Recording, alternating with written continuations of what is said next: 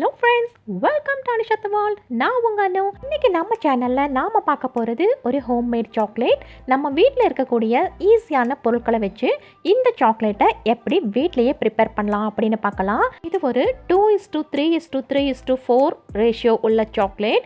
ஏன்னா எல்லாமே இந்த ஸ்பூன் மெஷர்மெண்ட்டில் தான் நான் சொல்ல போகிறேன். அதுக்கு 3 ஸ்பூன் அளவுக்கு நெய் தேவைப்படும், 4 ஸ்பூன் அளவுக்கு பவுடர் சுகர், 3 ஸ்பூன் அளவுக்கு மில்க் பவுடர், 2 ஸ்பூன் அளவுக்கு கொக்கோ பவுடர். ஸோ இந்த ஸ்பூன் ரேஷியோ அளவில் தான் இந்த 4 பொருட்களை வச்சு இன்றைக்கி நாம் ஒரு சூப்பரான ஹோம்மேட் சாக்லேட் வீட்டிலையே செய்ய போகிறோம். அதுக்கு இன்றைக்கி நான் டபுள் பாயிலிங் மெத்தடு தான் யூஸ் பண்ணிக்க போகிறேன். அதுக்கு ஒரு பாத்திரத்தில் சுடுதண்ணி கொதிக்க வச்சுக்கிறேன். இந்த தண்ணி நல்லா ஹீட் ஆனதும் பாத்திரத்துக்கு செட் ஆகிற மாதிரி ஒரு பவுல் எடுத்திருக்கேன். இது போல் ஒரு கண்ணாடி பவுல் எடுத்திருக்கேன் நான் இன்றைக்கி.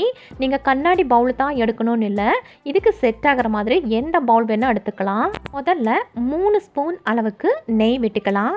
நீங்கள் நெய் தான் எடுத்துக்கணும்னு இல்லை, இதுக்கு பதிலாக கோகனட் ஆயிலும் எடுத்துக்கலாம், இல்லை பட்டரும் எடுத்துக்கலாம். டைரெக்டாக பண்ணாமல் இப்படி டபுள் பாயிலிங் மெத்தடில் நாம் பண்ணுறப்போ இன்னும் சூப்பராக சில்கியாக வரும் சாக்லேட்ஸ். அதுக்காகத்தான். ஸோ இப்போ இந்த நெய்யெல்லாம் நல்லா மெல்ட் ஆகட்டும்.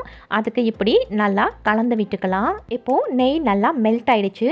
ஃபர்ஸ்ட் இன்க்ரீடியன்ஸாக நாம் சுகர் பவுடர் சேர்த்திக்க போகிறோம். 4 ஸ்பூன் சேர்த்தணும். முதல்ல 2 ஸ்பூன் அளவுக்கு சேர்த்திட்டு நல்லா கிளறி விட்டுக்கலாம். அதுக்கப்புறம் மிச்சம் இருக்கிற இன்னும் 2 ஸ்பூன் சுகரை சேர்த்தி நாம் கிளறிக்குவோம். ஸோ கொஞ்சம் கொஞ்சமாக தான் போட்டு கிளறிக்க போகிறோம். இப்போது மிச்சம் இருக்கிற இன்னும் 2 ஸ்பூன் பவுடர் சுகரையும் இது கூட சேர்த்தி நான் நல்லா கிளறி விட்டுக்க போகிறேன். ஒரு மிக்ஸி ஜாரில் சுகரை நல்லா இது போல் ஃபைன் பவுடராக அரைச்சிட்டு அதுக்கப்புறம் இந்த மாதிரி சேர்த்திக்கிறதுனால இது ஈஸியாக கரைஞ்சிடும். நெய் கூட இந்த சுகர் பவுடர் நல்லா மிக்ஸ் ஆகி ஒரு க்ரீமி டெக்ஸ்சர் கிடைக்கும். அது வரைக்கும் நாம் நான்ஸ்டாப்பாக இப்படி கிளறி விட்டுட்டே இருக்கணும். பாருங்கள், இப்போது சூப்பராக ஒரு க்ரீமி டெக்ஸ்சர் வரும் நமக்கு. நான்ஸ்டாப்பாக இப்படி நாம் கிளறி விட்டுட்டே இருக்கிறப்பவே நம்மளுக்கே ஒரு சர்டன் ஸ்டேஜில் அது நல்லா தெரியும். பாருங்கள், அவ்வளோதான். இப்போது இது கூட 3 ஸ்பூன் அளவுக்கு மில்க் பவுடர் சேர்த்திக்கலாம். மில்க் பவுடர் சேர்த்திட்டு இதையும் அந்த க்ரீமி டெக்ஸ்சர் கூட நல்லா மிக்ஸ் பண்ணிக்கலாம். லம்ப்ஸ் எதுவும் இல்லாமல் நல்லா இப்படி மிக்ஸ் பண்ணிகிட்டே இருக்கணும். மில்க் பவுடர் ஆட் பண்ணதுக்கு அப்புறம் இது கொஞ்சம் கெட்டியாக இருக்கிற மாதிரி இருக்கும். ஸோ நல்லா கைவிடாமல் நான்ஸ்டாப்பாக கிளறி விட்டுட்டே இருங்க. இதுவும் ஒரு சர்டன் ஸ்டேஜுக்கு அப்புறம் இன்னும் நல்லா ஃபைனாக க்ரீமி டெக்ஸ்சருக்கு வரும். அது வரைக்கும் நாம் நான்ஸ்டாப்பாக இப்படி கிளறி விட்டுட்டே இருக்கணும். கட்டி இல்லாமல் இப்படி நாம் நான்ஸ்டாப்பாக கிளறி விட்டுட்டே இருக்கிறப்ப தான் சாக்லேட் நல்லா சாஃப்டாக வரும்.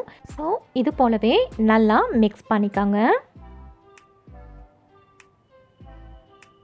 இப்போ பாருங்கள், இந்த ஸ்டேஜில் இருந்தால் போதும். இது கூட இப்போ நாம் 2 ஸ்பூன் அளவுக்கு கொக்கோ பவுடர் சேர்த்திக்க போகிறோம். இன்றைக்கி நான் ஹெர்ஷீஸ் கொக்கோ பவுடர் எடுத்திருக்கேன். நீங்கள் எந்த கம்பெனி கொக்கோ பவுடர் கிடைக்குதோ அது நீங்கள் எடுத்துக்கலாம். கொக்கோ பவுடர் ஆட் பண்ணதுக்கு அப்புறம் இதையும் நல்லா இப்படி மிக்ஸ் பண்ணிக்கலாம். அப்புறம் இந்த கொக்கோ பவுடர் யூஸ் பண்ணுறதுக்கு முன்னாடி ஒரு தடவை நல்லா ஜலிச்சுட்டு அதுக்கப்புறம் யூஸ் பண்ணிக்கோங்க. ஏன்னா அதில் லம்ப்ஸ் இருக்கும்.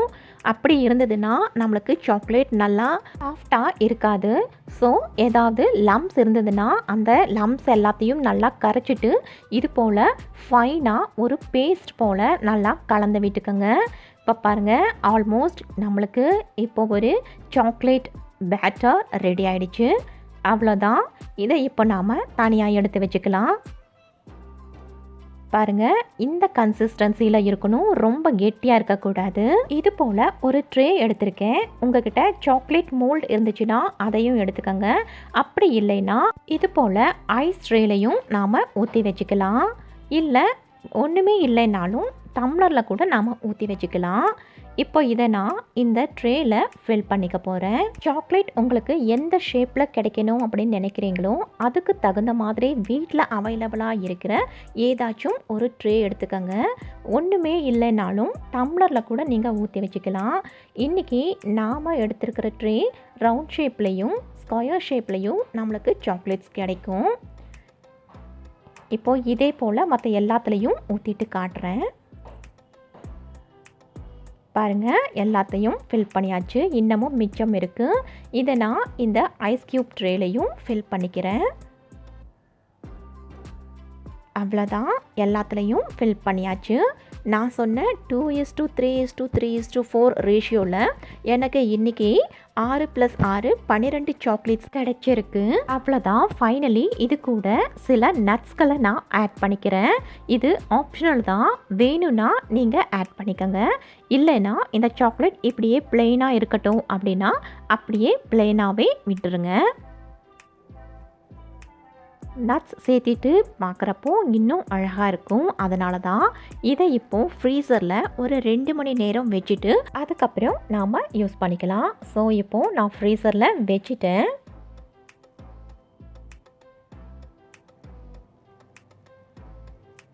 அவ்வளோதான். இப்போது 2 மணி நேரம் வெயிட் பண்ணுவோம். 2 மணி நேரத்துக்கு அப்புறம் நம்ம பார்த்தோன்னா நம்மளுக்கு இது போலவே சூப்பர்பான ஹோம்மேட் சாக்லேட்ஸ் ஈஸியாக ரெடியாக இருக்கும். இது ஒரு ஊட்டி ஸ்பெஷல் ஹோம்மேட் சாக்லேட் அப்படின்னு கூட சொல்லலாம். ஊட்டியில் இந்த சாக்லேட்ஸ் எல்லாம் அவ்வளோ ஒரு ஃபேமஸாக இருக்கும். ஸோ நீங்களும் இதே போலவே நான் சொன்ன அதே ரேஷியோவில் ட்ரை பண்ணிவிட்டு உங்கள் வீட்டில் இருக்கிற குட்டீஸுக்கு கொடுங்க. டேஸ்ட் அவ்வளோ உண்மையாகவே கேட்பரிஸ் போலவே செம்மையாக இருக்கும்.